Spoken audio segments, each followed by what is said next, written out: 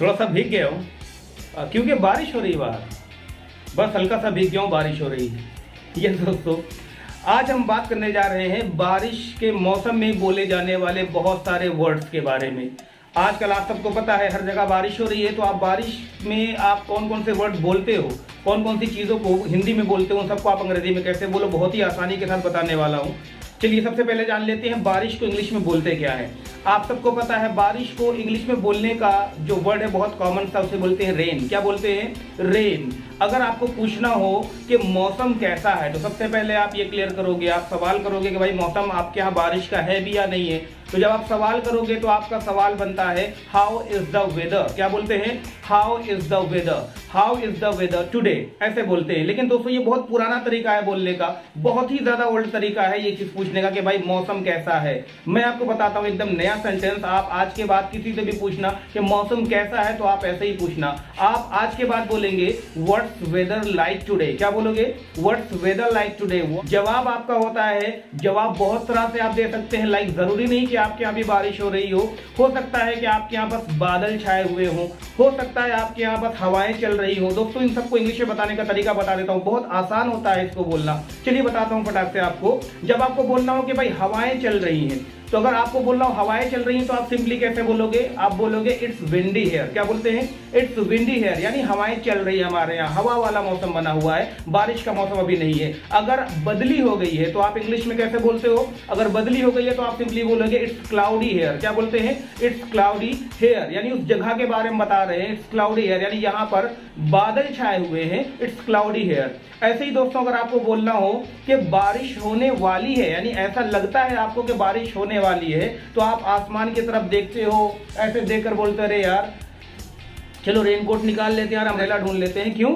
अरे भाई बारिश की संभावना है, ऐसा लग रहा है कि बारिश हो जाएगी, तो आप इंग्लिश में बोलोगे it is likely to rain. क्या बोलते हैं? It is likely to rain, यानी बारिश होने की आपको संभावना लग रही है, ऐसा लग रहा है कि बारिश हो जाएगी, तो आप बोलते हैं इट्स लाइकली टू रेन। क्या बोलते हैं बेटा? It's likely to rain. मान लीजिए आप बाहर चले गए हैं और जाने के बाद बारिश शुरू हो जाती है, वापस जब घर पर आप आते हैं तो जिस तरह से आपको यहाँ पर बूंदे दिख रही है, ऐसे बूंद पड़ी होती है, तो आप बोलते रहे यार मैं भीग गया हूँ, ऐसे झाड़ देते हो और मैं बोलते हो मैं भीग गया हूँ। इस तरह से भीगना इंग्लिश में कहलाता है गेट वेट। क्या कहलाता है? Get wet. तो आप बोल रहा हूं मैं भीग गया हूं, तो गेट में सेकंड फॉर्म लगा दोगे और आप सिंपल सा सेंटेंस बनाकर बोलोगे आई गॉट वेट, यानी मैं बारिश में भीग गया हूं। अगर दोस्तों आप इस कदर भीग गए हैं और बारिश बहुत जबरदस्त हो रही थी, यानी बारिश ऐसी हो रही थी जिसे आप बोलते हैं मूसलाधार बारिश होना, लगातार बारिश होना और बहुत भारी मात्रा में, तो बहुत से लोग हैवी रेन बोलते हैं। आप बोल सकते हो हैवी रेन, लेकिन एक वर्ड आता है इसे आप बोलते हो डाउनपोर। डाउनपोर का मतलब होता है कि बहुत भयंकर बारिश का होना,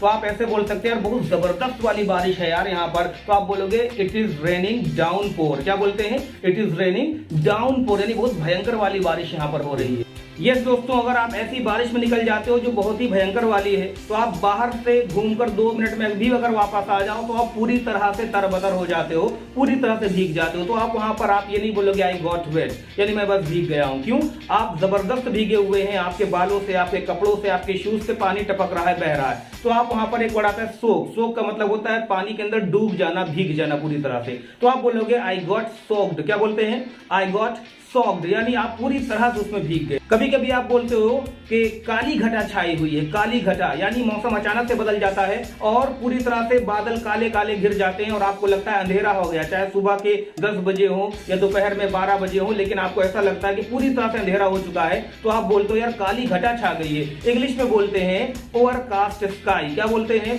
ओवरकास्ट स्काई। सेंटेंस आपका बनेगा it is overcast sky today. क्या बोलते हैं? It is overcast sky today. आप कभी कभी काली घटा की फोटो खींचकर अपलोड करते हो, तो आप नीचे लिखते हो काली घटा छाई हुई है। आप आज के बाद अंग्रेजी में लिखिएगा it is overcast sky today, यानी आज काली घटा छाई हुई है।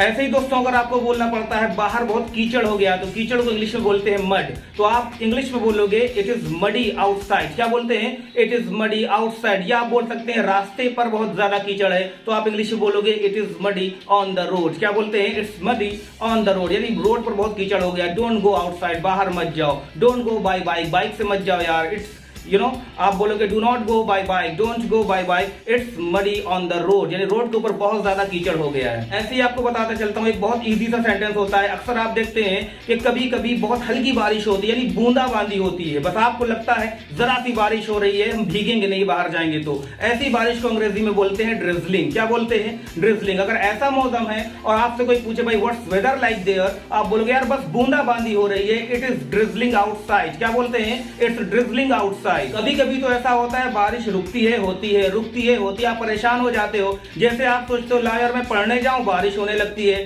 फिर घर में बैठ जाते हो, फिर बंद हो जाती है। आप बोलते हो यार किस तरह से बारिश हो रही है यार, कभी रुक रही है, कभी हो रही है, समझ में नहीं आ रहा। इस तरह से बारिश होने को इंग्लिश में आप बोलते हैं ऑन एंड ऑफ। क्या बोलते हैं? On end of. सिंपल सा सेंटेंस बनेगा, आप बोलोगे it is raining on end of. क्या बोलोगे?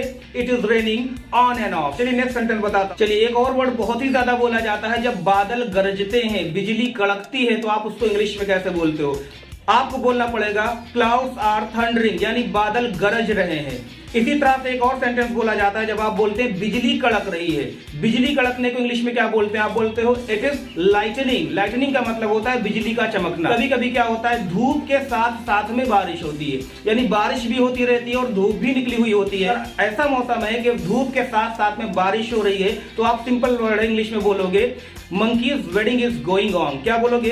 Monkeys wedding is going on. इसका मतलब होता है धूप भी निकली हुई है और बारिश भी हो रही है। कभी कभी क्या होता है कि आप बारिश में खूब एंजॉय करके आते हो, भीग कर आते हो और उसके बाद बोलते हो यार बहुत मजा आया बारिश में आज मुझे, तो बहुत मजा आया इंग्लिश में बोलते हैं हैव अ फन। क्या बोलते हैं? Have a fun. जब पास्ट में आप बोलोगे यहाँ बोलते हो I had a fun in the rain. क्या बोलते हैं? I had a fun in the rain. अगर दो लोगों ने साथ में मजे किए, बाइक से घूम कर आए, तो आप बोलोगे we had a fun in the rain. क्या बोलते हैं? We had a fun in the rain. दोस्तों आप देखते हैं कभी कभी लोग बारिश के अंदर बाइक लेकर निकल जाते हैं घूमने टहलने के लिए। उनसे पूछो यार बारिश है, रोड जो है वो फिसलन वाली है, आप क्यों बाइक से जा रहे हैं, आपका एक्सीडेंट हो सकता है। तो एक सिंपल सा वर्ड बोलते हैं देखो भैया ऐसा है, बारिश के अंदर ना मोटरसाइकिल से घूमने का अपना अलग ही मजा है।